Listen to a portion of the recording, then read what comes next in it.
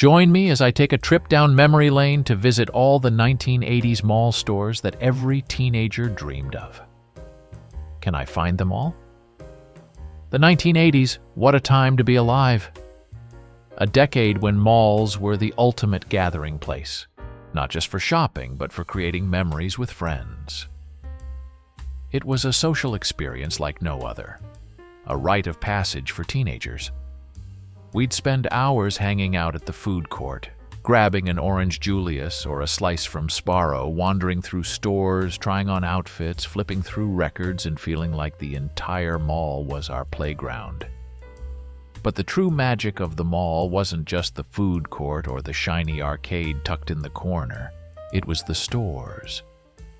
These were the shops that defined who we were and who we wanted to be.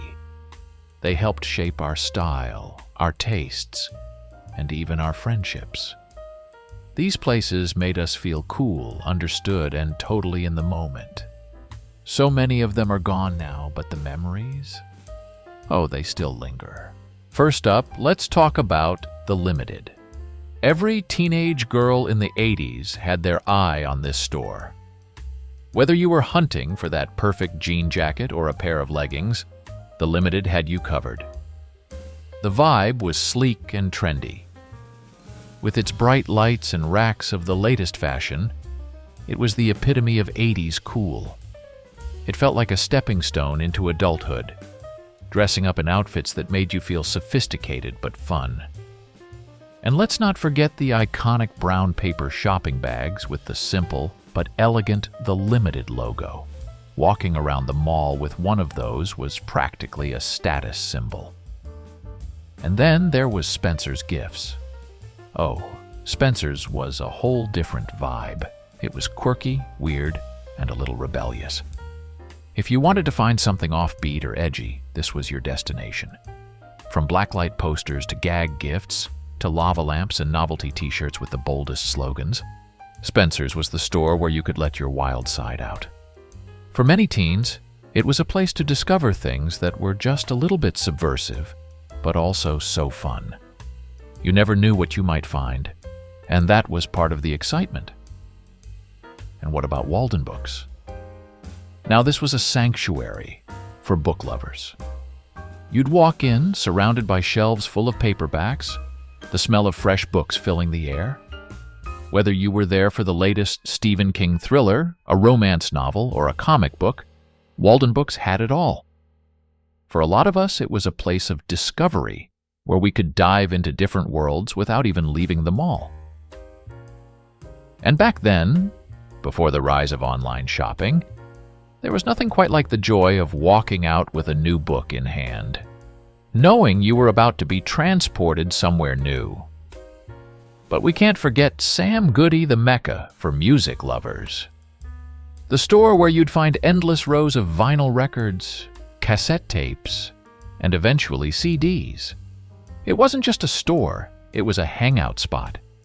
The staff always knew their stuff, and if you needed a recommendation on the latest bands or the hottest albums, they had you covered.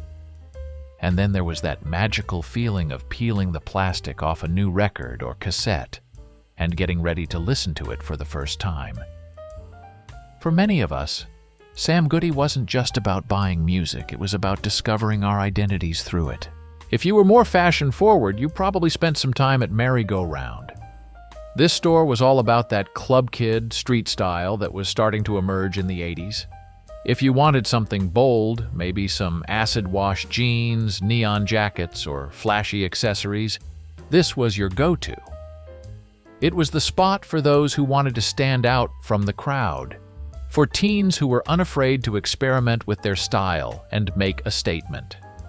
Speaking of style, how could I not mention Chess King? For the guys, this was the place to shop if you wanted to look sharp. From flashy suits to leather jackets, Chess King was where you'd find the trendiest menswear. It was a little bit edgy, a little bit rock and roll, and a lot of fun. If you wanted to look like you just walked off the set of Miami Vice, Chess King had you covered. It was the ultimate spot for guys trying to craft their own unique style. Now, if Sam Goody was your music destination, You might remember Record Bar too. It was another great spot to discover new music, whether you were into pop, rock, or even the emerging hip-hop scene. Record Bar had an energy that made you feel like you were at the center of the music universe. And let's be honest, back then, the album art on records was practically a work of art in itself. Flipping through those covers was an experience, and finding a new favorite album felt like striking gold. And, of course, no 1980s mall experience would be complete without a visit to Foot Locker. With its referee-uniformed staff and endless walls of sneakers, it was where the cool kids got their kicks. Whether you were looking for the latest pair of Nikes or some flashy Reeboks, Foot Locker was the spot. Sneakers in the 80s were more than just shoes. They were status symbols. If you had the latest pair of Air Jordans, you were instantly elevated in the social hierarchy of high school. Now, let's not forget KB Toys, the ultimate spot for the kid in all of us. Walking into KB Toys was like stepping into a wonderland. The walls were packed floor to ceiling with action figures, board games, video games, and of course the latest hot toy craze. Whether it was a Transformers action figure, a Barbie doll, or a new board game, there was something magical about browsing the aisles of KB Toys, hoping your parents would spring for the latest toy. Finally, after all that shopping, where would you refuel? You guessed it, Orange Julius. There was nothing better than grabbing a cold, frothy orange drink after a long day of shopping. The sweet, tangy taste was the perfect refresher before diving back into more browsing. It was almost like a ritual shopping, then hitting Orange Julius for a quick break before continuing the mall adventure. So those are just a few of the many iconic stores that defined the 1980s mall experience. From fashion to music, books to toys, the mall wasn't just a place to shop. It was where memories were made, friendships were formed, and identities were shaped.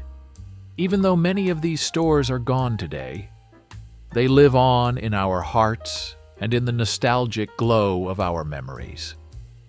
What were your favorite stores to visit in the mall? Do you remember spending hours at Spencer's or maybe hunting for the latest album at Sam Goody? Share your stories in the comments below. I'd love to hear them, and don't forget to hit that like button if this video gave you some nostalgic feels, and subscribe for more trips down memory lane. As always, thank you for watching.